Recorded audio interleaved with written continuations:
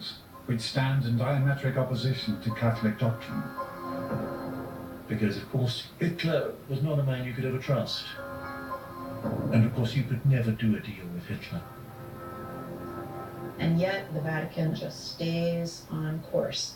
We have a treaty, we have a treaty, we have a treaty. And so the oppression of the church went on.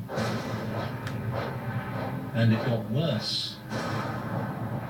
Infinitely, horribly worse.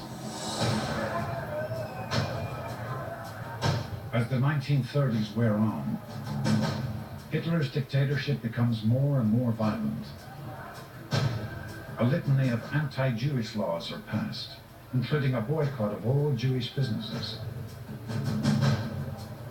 Enemies of the state, including Catholic priests, are put on trains to labor camps.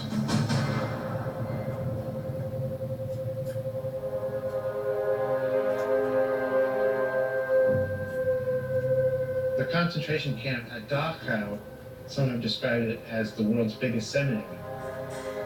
At one point in time, there were thousands of Catholic priests there. 2,500 Catholic priests died at Dachau. Not Catholics, Catholic priests. At this point, there's no way that the Church and the Third Reich are going to get along. The Vatican writes more than 50 complaints to Nazis about violations of the Reich's Concordat. But Pius XI does not speak out publicly against Hitler. The latter part of the 1930s, Pius XI began to prepare himself and began to prepare the Church for some kind of direct confrontation with the fascist regimes. He distrusted Hitler. He was also opposed to racism.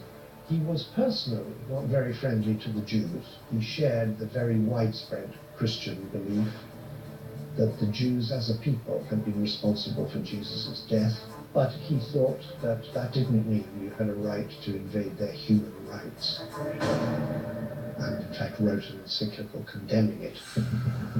In 1937, Pius XI enlists Pacelli's help yet again.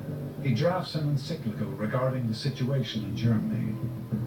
An encyclical is the most formal statement from the Vatican. It's the highest statement a pope can make. Pope Pius XI calls his 1937 German encyclical Mit brennender Sorge, which means